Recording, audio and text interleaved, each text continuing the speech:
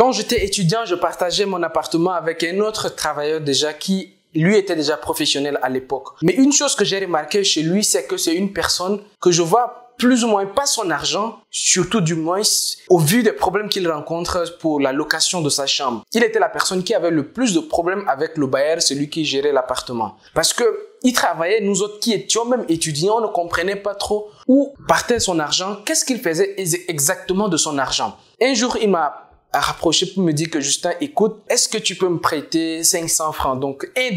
Moi, c'était un peu bizarre pour nous qui sommes étudiants et lui qui travaillait déjà, il avait une voiture, tout ça. Donc pour moi, c'était un peu bizarre parce que généralement, quand vous voyez quelqu'un avec voiture, en tout cas à l'époque, quand on le voyait déjà en voiture, aller sortir très tôt le matin, aller travailler, mais toujours avoir des problèmes de 500 francs, de 1000 francs CFA, en tout cas, c'était quand même bizarre. Au fur et à mesure, et si c'était une fois, je comprenais, mais tout le temps.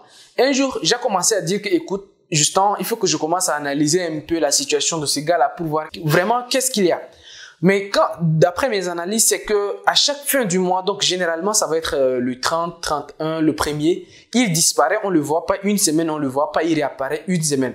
Et généralement, quand il réapparaît, c'est avec des problèmes financiers. Généralement, quand il réapparaît, c'est le bailleur qui demande où est partie telle personne, où est partie telle personne.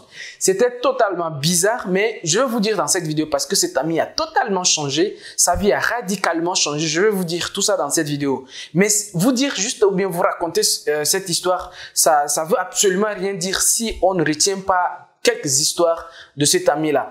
Personnellement, c'est l'une des personnes qui, après, par la suite, est devenu quand même un de mes grands conseillers à me dire que petit, le monde professionnel, c'est comme ça.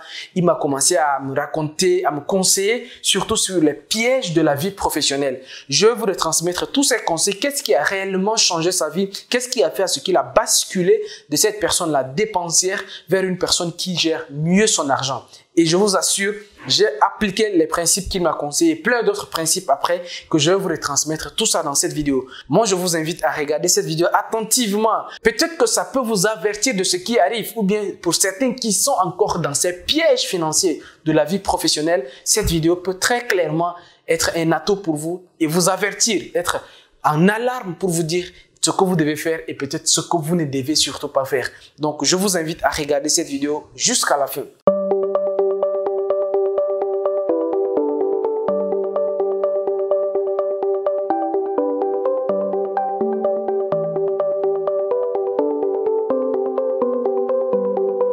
Si vous venez de me découvrir au travers de cette vidéo, laissez-moi me présenter rapidement. Mon nom c'est Justin, je suis entrepreneur et propriétaire de plusieurs business. Mon objectif avec cette chaîne Vivre et Réussir en Afrique, c'est d'accompagner des personnes motivées, des personnes dynamiques, des entrepreneurs et même des investisseurs à investir massivement en Afrique dans le domaine de l'immobilier, des business, de la bourse et bien d'autres activités.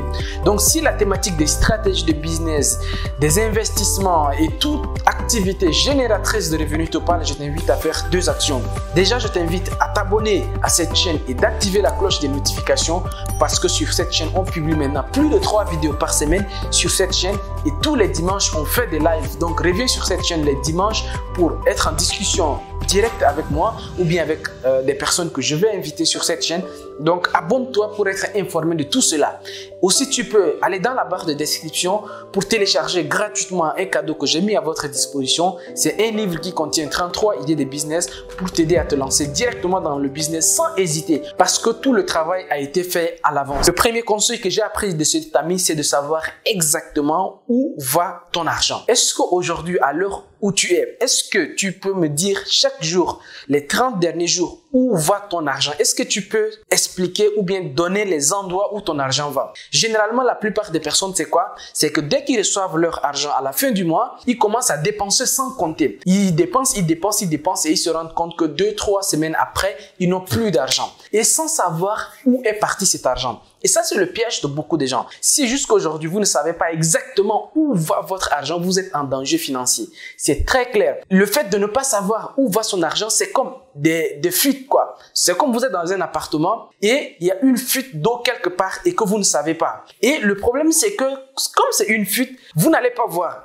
Et l'eau va couler et à la fin, votre société d'eau va vous donner une grosse facture et vous n'allez pas être à mesure d'expliquer pourquoi aussi une grosse somme d'argent. Donc, vous, si vous ne savez pas jusqu'aujourd'hui où va votre argent, la première recommandation que je vous invite à faire, c'est d'écrire toutes vos dépenses. Si aujourd'hui, vous payez 10 000 francs d'eau, vous payez en tout cas 2-3 mois ou bien chaque mois, en tout cas, moi, je vous conseille tous les mois, donc faites ce travail-là de façon journalière. Chaque jour, écrivez blanc sur noir vos dépenses. Je dépense de l'argent pour ça, l'électricité me prend telle somme d'argent, le déplacement ça prend ça, le carburant ça prend ça, l'assurance de la voiture, l'entretien, les enfants. Tout ça, vous devez les énumérer de façon à ce que vous sachiez exactement où va votre argent. Je ne suis pas en train de dire qu'il faut diminuer déjà. Non, non, non. C'est juste de savoir juste où va votre argent. C'est aussi simple que ça. Maintenant, si vous donnez, il y a des hommes mariés qui entretiennent encore des femmes en dehors. Il y a plein de personnes comme ça, des garçons de nos jours qui ont 3-4 copines qui donnent leur argent par-ci, qui donnent leur argent par-là. Tout ça, moi, je ne vous juge pas. C'est pas ça mon objectif. Je vous dis juste d'énumérer où va votre argent. Votre argent va où? Et quand vous allez vous rendre compte de vous-même, des endroits où vous dépensez votre argent, vous allez vous rendre compte des décisions à prendre, des décisions qui s'imposent à vous. Mais la première étape, c'est d'abord savoir où va votre argent. C'est ça. Pour cet ami-là, il me dit quoi? C'est qu'il a pris sa voiture en crédit. Vous voyez les pièges en Afrique, c'est que dès que vous trouvez un boulot, votre patron, s'il veut vous enchaîner, en tout cas, ça, ce sont des stratégies. En fait, on va vous dire, ah, prenez tel crédit, vous allez payer sur 10 ans, achetez une voiture à crédit, faites ceci, vous pouvez emprunter de l'argent pour vous marier rapidement, vous pouvez faire ceci, vous pouvez faire cela.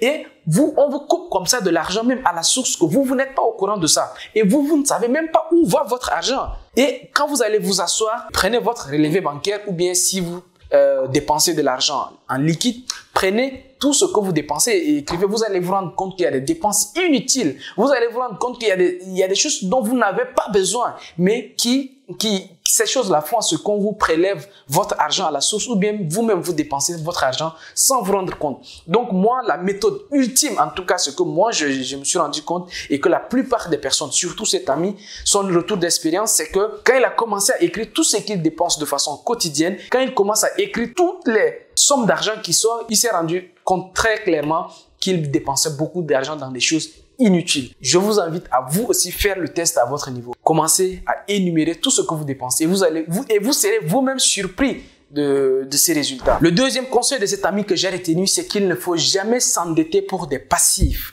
Alors, rapidement, passif, c'est quoi? Actif, c'est quoi? Une minute, j'ai déjà expliqué dans une des vidéos, mais je vais reprendre rapidement. Un passif, c'est quelque chose qui sort de l'argent dans votre poche sans retour. Exemple, carburant de voiture, c'est un passif. Par exemple, une montre qui perd de la valeur, c'est un passif. Une voiture qui perd de la valeur, c'est un passif. Tout ce qui vous fait perdre de l'argent. Alors, très simple, ce qui vous fait perdre de l'argent ou bien qui fait sortir de l'argent de votre poche sans retour, c'est un passif. Ou bien une chose que vous achetez mais qui perd de la valeur avec le temps, c'est un passif. Votre télévision, c'est un passif. Vous avez acheté, alors il y a des gens qui achètent des télés de 500 000, de 1 million.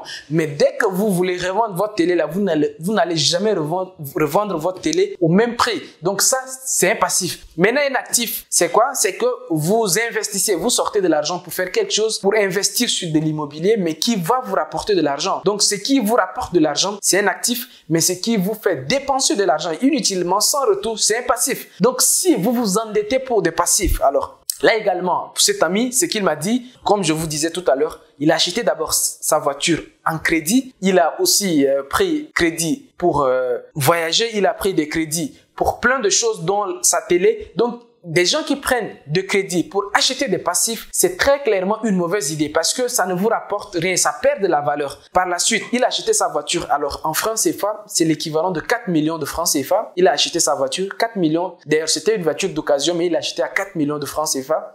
Quand il s'est rendu compte que vraiment son niveau de vie ne lui permettait pas d'acheter une voiture, quand il voulait revendre la voiture, il a vendu ça à combien? 2 millions de francs CFA. Il a perdu en l'espace d'une année 2 millions comme ça en passif. Parce qu'il s'est rendu compte. Et heureusement qu'il s'est rendu compte que non, c'était pas de mon niveau. Je viens de commencer à travailler, j'ai pas encore suffisamment d'argent pour m'offrir une voiture et voilà qu'on me propose une voiture à crédit. Il a été intelligent, peut-être ça a été trop tard, mais mieux vaut tard que jamais. Il a revendu sa voiture malheureusement à moitié prix. Et ça, très clairement, c'est un passif. Donc, ne vous endettez pas pour acheter des passifs. Endettez-vous uniquement pour investir dans les actifs. Et ça, c'est très important. Le troisième conseil pour être un radin et sans honte que je vais donner dans cette vidéo, c'est d'acheter les choses dont vous avez besoin. Et ici encore, c'est un piège. Dès que les jeunes rentrent dans le monde professionnel, c'est d'impressionner les autres. C'est de dire que oui, je commence à travailler, donc je dois porter des habits chers, hein, je commence à travailler, donc je dois faire ceci, je dois faire cela.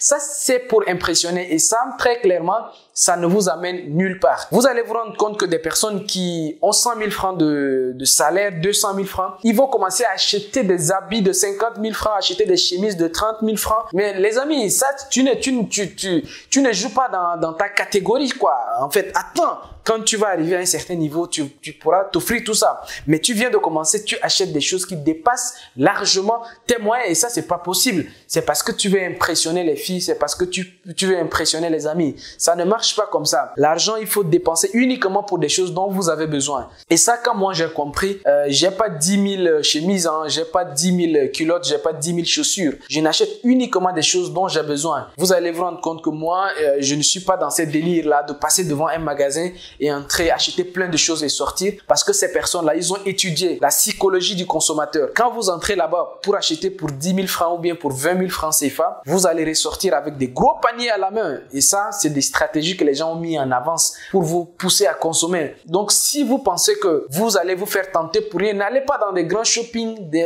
avec les grosses marques là, les Decathlon un peu partout là, vous entrez dedans, vous finissez tout votre argent. Ça ne sert à rien. Soyez sage dans vos dépenses. Et ce n'est que comme ça que vous allez mettre suffisamment de l'argent de côté pour lancer votre business. Mais si vous êtes là, vous voulez juste acheter des choses pour impressionner, le dernier iPhone qui vient de sortir, hein, ici à Dakar quand même, on voit ça tout le temps. Tu demandes à quelqu'un comment tu peux l'aider, il dit que achète-moi un téléphone iPhone. Pourtant, cette personne a même du mal à manger. Et il demande un iPhone, alors qu'il aurait pu demander une formation, il aurait pu demander est-ce que tu peux me trouver du travail, mais il demande plutôt que tu lui achètes iPhone. Des personnes que tu veux réellement aider, mais en fait, tu te rends compte que c'est des personnes qui n'acceptent pas de l'aide, en fait, quoi. Parce qu'une personne qui cherche à sortir du trou, mais qui cherche déjà à avoir le matériel, il cherche déjà à impressionner. Chercher à impressionner n'a jamais amené des gens nulle part, hein. Il y a une image même qui circule sur les réseaux sociaux, le propriétaire de Facebook. Il est très simple quand vous voyez comment il s'habille comme quelqu'un de normal, hein. C'est pas écrit sur lui riche, quoi. Mais des gens qui veulent juste paraître riches alors qu'en réalité, c'est pas ça. Je vous invite vraiment à reconsidérer vos dépenses et acheter uniquement des choses dont vous avez besoin et mettre l'impression, le paraître, mettre ça de côté. Ce n'est que comme ça que vous pouvez gérer votre argent et après, si vous avez aussi votre entreprise, ce n'est que comme ça que vous allez gérer également les finances de votre entreprise. Et pour gérer les finances de son entreprise également, il y a une vidéo qui arrive sur cette chaîne où je vais vous expliquer comment vous devez gérer les finances de votre entreprise. Parce que rien n'est nouveau sous ces soleils. Il y a des choses qui sont déjà mises en place et je vais partager cela avec vous dans la prochaine vidéo. Donc, dans la prochaine vidéo qui arrive, je vais partager avec vous comment gérer les finances de son entreprise. Pas avec des bilans comptables compliqués. Je vais vous dire des choses terre à terre pour que vous puissiez vous également gérer les finances de votre entreprise. Je vous invite à faire 3 choses. Déjà, allez-y dans la barre de description pour télécharger votre guide. La deuxième chose, partagez cette vidéo autour de vous pour que le maximum de personnes puissent regarder et rejoindre notre communauté. Surtout également de donner un commentaire dans la barre de description. Votre avis, votre retour nous intéresse. Quant à moi, je vous dis à très bientôt sur la chaîne Vivre et réussir en Afrique. Que Dieu nous protège, qu'il soit avec vous et on se dit à très bientôt sur la chaîne. Au revoir. Ciao, ciao.